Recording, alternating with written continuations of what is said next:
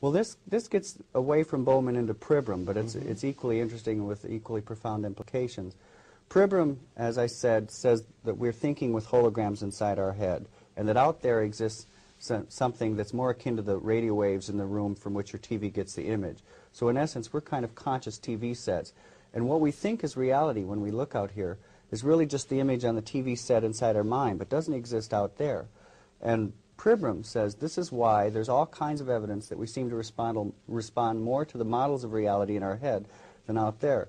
In the holographic universe, I give an example of a psychologist who did a study where he took soldiers and marched them all the same distance, but he told some they marched, like he'd marched them all 30 miles or 20 miles, but told some they marched 10, some they marched 20, some they marched 30. But they all marched the same distance. At the end, he took physiological readings and discovered that physiologically they responded not to the actual mileage that they had marched, but to what they had been told, the model of reality that they assumed they had, the reality in their heads. And in medicine, people have used this application of the holographic idea that we respond to the model of reality to say this may be why we respond more to the placebos, to fake drugs. There's a very famous example of a fellow who had lymphatic cancer, tumors the size of oranges all throughout his body. His doctor basically thought he had about 3 days left to live. The fellow heard about a new drug called Crebiozin and said, "You've got to give this to me." And the doctor said, "Well, frankly, I don't think you have long to live, and this drug takes several weeks to take effect." The man implored him, and the doctor gave in sort of as an act of pity. He gave the man Crebiozin, and 3 days later, the man's tumors melted, as the doctor put it, like snowballs in a hot stove, completely gone out of his body, faster than the strongest radiation treatment could have melted them away. The man is up and around, walking around his hospital room, resumes his normal life, seems to be completely cancer-free. Several months down the line, he reads an article saying Crebiozin isn't that effective. Boom, boom, boom, all his tumors come back. He's back in the hospital.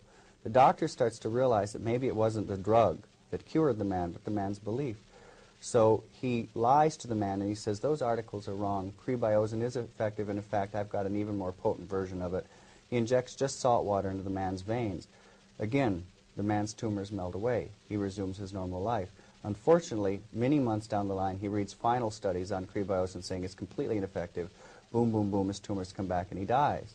But the bottom line is somehow this man had the ability to access some deep level of healing himself. It wasn't the drug, because salt water worked just as well as this alleged drug. And so again, here's an instance where he responded to the model of reality in his head, this deep belief that this drug would heal him, even though he wasn't even receiving the drug at a certain point in his treatment. And his body responded in kind. And that, to me, is the most exciting aspect of the holographic idea. And there are countless examples of it. There's a study of a new chemotherapy in England where they took a group of cancer patients. Half the patients they gave the drug, half the patients they gave a placebo, a fake. No one knew who was receiving the real drug or not. They told all the patients, this is a very toxic drug, may cause you to lose your hair. 30% of the people receiving just the fake lost their hair.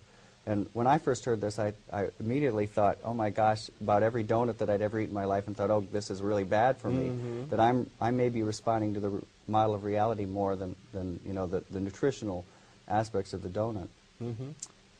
Well, I think the stories of this kind have been known to scientists for hundreds of years, but they've kind of been dismissed because scientists haven't had a good way to look at the possibility that consciousness can affect physical systems. We think of consciousness as an epiphenomenon. Right. But if one considers that there are standing waves, interference patterns in the brain, holographic images, it gives consciousness I hate to use the term mechanism because I don't think that's quite the right term, but it gives people a model in which they can begin to appreciate more the role of consciousness. That's true, and it can be applied in another way, because if the universe is organized holographically, we've always believed that there is no connection between the brain and the body, and of course, for most of the history of medical science in the West.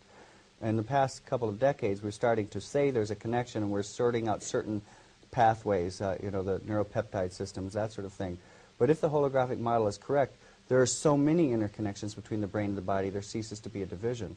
So it becomes almost a moot point to say, what is the pathway? How is the brain connected to the body? Because there's no difference, just like there's no difference between those two electrons. Well, and to take it a step further, as you do, one might say there's no solid, clear-cut distinction between ourselves and the rest of the whole universe. I mean, this has profound implications for spiritual experiences, of which you've had quite a number, and perhaps in the time remaining we should touch on more of those. Yeah, very much so. As I said, I've always been very interested in science, but I also grew up with a lot of very unusual experiences, not the least of which is that I grew up in a house with a poltergeist haunting. So I had all kinds of examples of psychokinesis, of objects moving about on their own when I was growing up. And it really was a strange, in the sense that for me it was normal, and I had to learn that it was abnormal, and rather painful learning. And as I grew up, and my friends would find it very strange that these things would occur.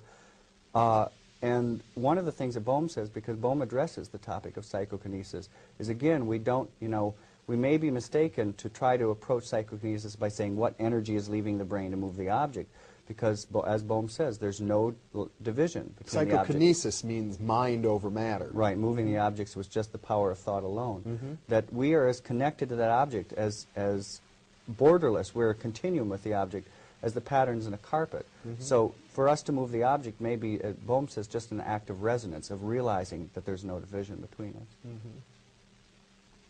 And can we talk for a moment about the issue of life after death, or spiritual experiences of other realities? Yeah, that's one of the areas you had mentioned earlier, that one of the exciting things about the holographic idea is that people have taken this and explored all different realms. That some have used it to say this is how acupuncture works, because it turns out that there are little micro-acupuncture systems where you can find the entire body in the acupuncture points of the ear. Recapitulated in, right, in the ear, yes. Right. So we've talked about the placebo effect. Some have said that the holographic idea applies in near-death experiences. One of these individuals is Kenneth Ring, who is at the University of Connecticut, studies near-death experiences.